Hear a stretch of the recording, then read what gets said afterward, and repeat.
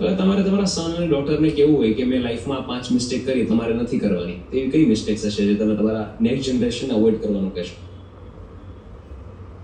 એવી મિસ્ટેકો તો છે ને કહેવાથી નથી થતું, કરવાથી જ શીખે, અનુભવથી ન શીખે. હા, કરવા દેવાની. હા, કોઈ પાન માવા ખાતો હોય તમે 10 વખત સલાહ દો પાન માવા ન કોઈ પણ સદાય ખાવા વાળો ખાવાનું જ છે. પણ જ્યારે મોઢામાં ચાંદી પડશે ને એટલે એને કેવું નહીં પડે તો મૂકી દે, ઓટોમેટિક મૂકી દે. અને એ જે એને જ્ઞાન મળે ને એવું કહેવાથી જ્ઞાન નથી મળતું કોઈ. એટલે અનુભવ છે ને એ સૌથી મોટી ચીજ છે.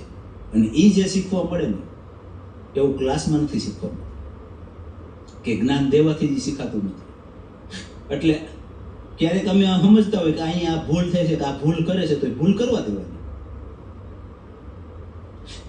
ભૂલ કરશે ને તો શીખશે. એ તો મારા સરની તમે વાત કરી, મારા સ્ટાફની અંદર તમામને કીધેલું કે 100% કે તમે કામ કરો, કામ કરવામાં ગમે એટલી ભૂલ થશે, ગમે એવડી નુકસાન થશે ને એ મને સ્વીકાર્ય છે. ક્યારેક કોઈને એક શબ્દ મેં કીધું નથી ગમે એવડી નુકસાન, પણ એ ભૂલ હોવી જોઈએ, ઈરાદાપૂર્વકનું ના હોય. ભૂલ છે ને એ એક વખત થાય, 2 વખત થાય, 3જી વખત ના થાય. ગાફલત કહેવાય ને, એ બેદરકારી. એ બેદરકારી ના આવી જોઈએ. બેદરકારીની સજા મળે, ભૂલની સજા કોઈ દિવસ ના હોય. અને માણસ માત્ર ભૂલ તો કરવાનો જ છે.